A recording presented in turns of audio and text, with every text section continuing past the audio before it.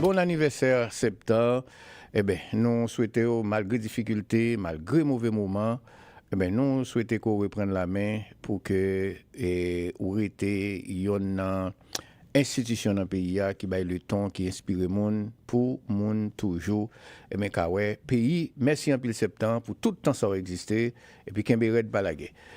Mr. Kiel, how are you today, my friend? I am fantastic, I know you're happy. and I'm improving, and I am so I know. excited. I know. And everybody here, Since especially Haitian Americans, should be thrilled that a daughter of the Caribbean, whose father's Jamaican, a fellow island of Haiti, is going to be the next president of the United States if everybody gets out and everybody votes, because every vote counts.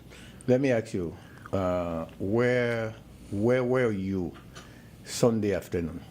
Last Sunday afternoon, when your news came out. I was actually in my yard trimming bushes. Not in front of your TV. And I wasn't in front of my TV, but my wife came out And said, all "Come, excited, and she said, guess what? Kamala Harris is going to be the next president of the United States. And so I've been walking on air ever since. And what I need to emphasize to everybody today is that Florida has 30 electoral votes. The Electoral College decides who's going to be the president, not the popular vote, because Hillary Clinton had 3 more million popular vote. Al Gore had more popular vote than Bush. So unfortunately for us, and fortunately for the Republicans, they can get less popular votes and they can still win the election, because the way the states are set up and the way the Electoral College works, this is why it's so important to be registered and vote. If we have 15 million voters in Florida, and so that would be 7,500,000. So if 7,501,000, one more vote, there's one more vote for Trump over Harris, the whole 30 electoral votes We'll go to Trump. go to Trump.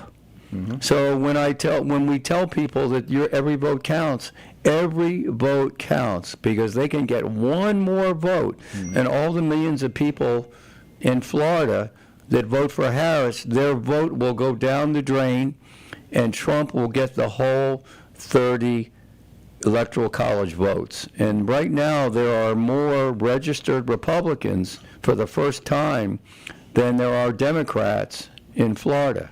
Now, you don't have to be registered as a Democrat or Republican. You can be registered as an independent. But the important thing is you must be registered to vote. And when Wednesday night, did you have a chance to watch him? Talking to the American people. Yes, I did. And I thought it was a very good speech. And he is an example of a true American patriot. He spent his whole life helping people of his state of Delaware, but helping people of the United States. And so he chose the country over his own power, something that Donald Trump refused to do, because when Donald Trump lost the election, he set 5,000 people to the Capitol to try to disrupt the passing of power from him to President Biden.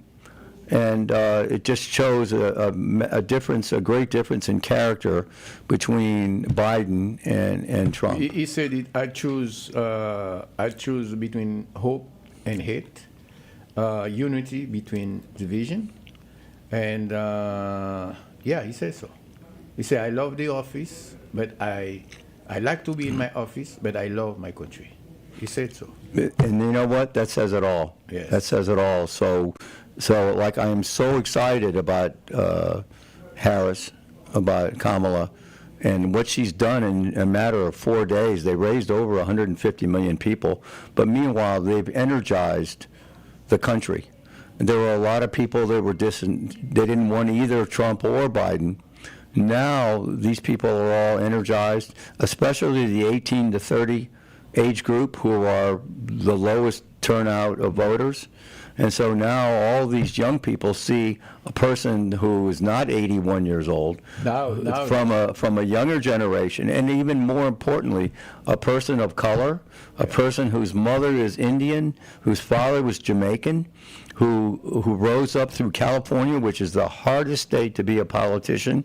She was elected Attorney General.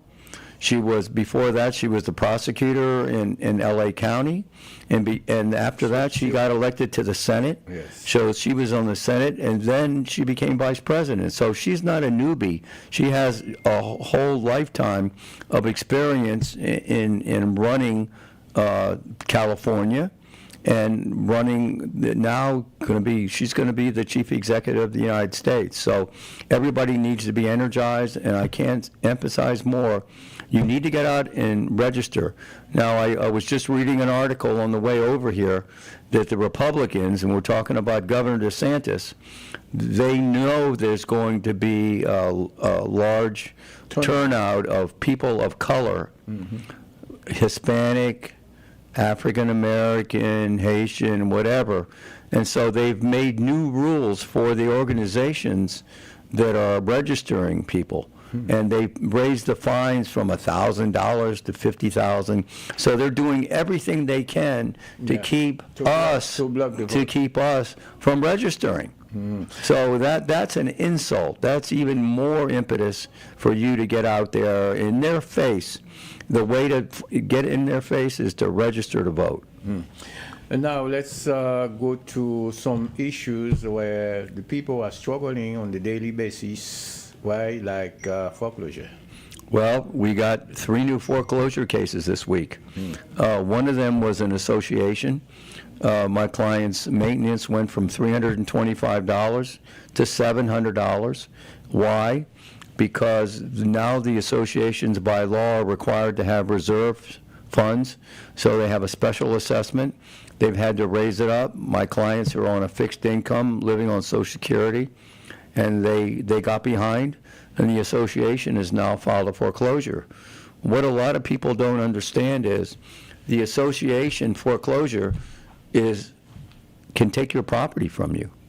Even if you're up to date with your mortgage and you're paying your bank every month, if you don't pay your association, the association can own your apartment. Wow. And a lot of people think, no, they can't. Only the bank can take my apartment, but not in the state of Florida. The same thing with an HOA. If you live in a house that's in an HOA and they get a foreclosure judgment against you, they can sell your house, even though you have a mortgage which you're up to date on. So I opened that file, plus I opened 2 regular foreclosure files where my client, in one case, lost his job. His wife, he's been using all his money to pay his wife's medical bills, and he fell behind, and now he's 5 months behind. They just filed a foreclosure on Monday. So now we're going to defend the foreclosure while we modify his mortgage and make the back payments. What we'll do is we'll try to modify it so the back payments will go on the back end of his 30-year mortgage. The third foreclosure file that we opened this week was a similar situation where actually there was a death in the family. The father that the property was owned by passed away, and there's 4 kids now. Wow. They're not kids, they're adults. Yes. And nobody paid the mortgage payment. Wow. So now there's a foreclosure, and now we have to do a probate. We have to get that house into the 4 children's names, and then we can go and try to reinstate the mortgage, or we'll be in a situation or sell the house. But there's a lot of equity. There's $200,000 in equity in that house. Wow. So if you're in a situation where you've lost your job or for any reason you're not able to keep up your mortgage payments, call my office now. Let's not wait till they file the foreclosure, because once they do that, the expenses, the filing fee, the attorneys, you're automatically going to go up $4,000 or $5,000. But listen, when somebody knows, okay, I'm not working, I lost my job, I'm not in this situation to pay for my mortgage. So what that person should do? Should call you first or call the mortgage company first to, I don't know, to inform, well, I'm in that situation, what should that person do? Well, you should call my office first. Okay. Because the banks, you're going to be dealing at a very big disadvantage. As the banks are only interested in getting their money, and once they turn it over to their law firms, these large law firms, we call them foreclosure mills, because they have hundreds of lawyers. And once the bank turns it over to their law firm, they're going to file a foreclosure. Because they only get paid if they file a foreclosure. Yeah. So you contact us and let us contact the bank, because we know how to negotiate with the bank. What can you do in that sense? Can you stop the bank from going after going after the owner for the foreclosure, or what you will do in that case? Okay, we contact the bank immediately. We tell the bank of our client's hardship. Okay. Why they stopped making the payments, and then we also submit a plan with the bank to either modify or reinstate the mortgage, and the bank will then put it on hold if we're contact them before they filed it, because the bank has to pay their attorneys. Okay. They also have to pay their attorneys, and it makes more paperwork and more work for them. So when we contact them, I think maybe the last 20 cases where we've contacted the bank and tried to prevent them from filing the foreclosure, I think only on 2 out of the 20, the bank went ahead anyway and filed the foreclosure. But the others, we were successful in getting the bank to put a stay, meaning a waiting period, until we were able to present our client's case and our client's plan to repay the past due payments. So that would be a huge mistake if I own a house and then I am in that situation and I decide by my own to call the bank or the mortgage company. I can put myself in a deep problem. No? Well, first of all, good luck calling the bank. When you call the bank, most of the time the phone's going to be answered in another country. And by the time, and you may get moved from one department to another. We're experts at that. So we do that all day long. And my secretaries, they call the bank, they email the bank, we FedEx the bank. Wow. We do everything to get the bank to respond to us. But the average person trying to call their bank and get to the right department, it's very, very, very hard, and most people are unable to do it. I saw in the office maybe more than almost 2,000 people you've been helping with the foreclosure, if I'm not mistaken. Yeah, we have modified, not 2,000 yet, but the way things are going with the raise, so we've modified almost 1,300. Yes. 1,300 people in the last 11 or 12 years. And so we're picking up files every week, and I see them, the more and more. I heard today that 25% of Americans are living paycheck to paycheck, meaning 25% of Americans don't get paid this week. They can't pay their mortgage payment. They can't pay their rent, but they can't pay their car payment. Car repossessions, I saw yesterday in the newspaper, car repossessions are skyrocketing now. People are having their cars repossessed because they don't wait long. They only wait 1 month or 2 months at the most before the tow truck comes out to your house and in the middle of the night takes your car. As the foreclosure. Just like the foreclosure. They once they take your car, to get it back, you have to make up all the old payments. Plus, you're going to have to pay a $300 or $400 fee for the tow truck. So, if you're getting in trouble and you're not going to be able to pay your bills, call us. We'll help you, and we'll put together a plan so you don't lose your car, you don't lose your house, and you don't get kicked out of your apartment. There's only one thing to do is they call 305-821-5500. Son seul numéro à vous nous relais, 305-821-5500. Last words for today, my friends. Okay, I also want to mention that, we all do I do personal injury, automobile accidents, slip and fall, premises liability. We settled 3 cases this week, and these cases were settled for the policy limit, meaning the policy limit of the other driver.